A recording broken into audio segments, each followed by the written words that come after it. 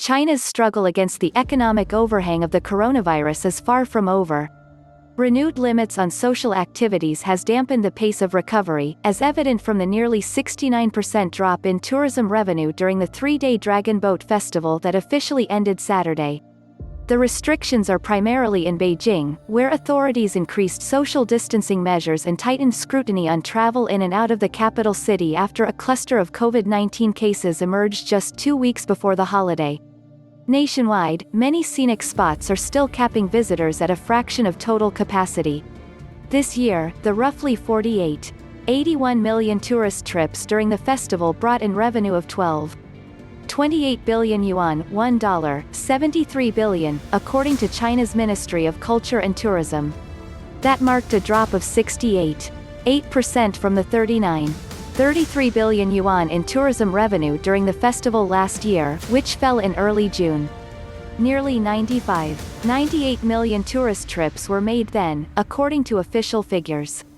Tourism and other activity data from the past Dragon Boat Festival holiday, the 25th to the 27th of June, suggests that the recovery in services sector remains weak for some understandable reasons, Ting Lu, chief China economist at Nomura, said in a note.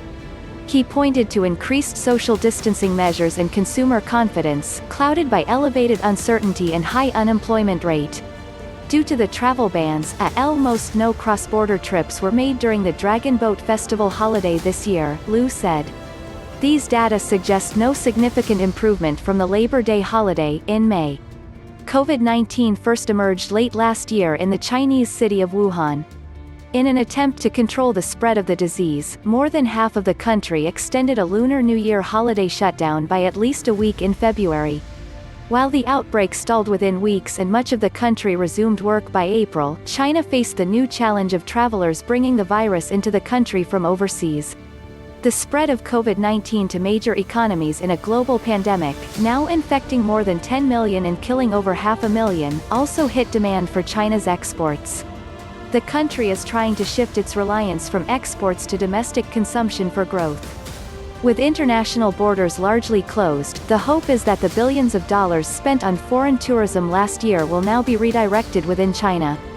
Official figures estimated that in the first half of last year alone, Chinese tourists spent $127.5 billion overseas, primarily in other parts of Asia.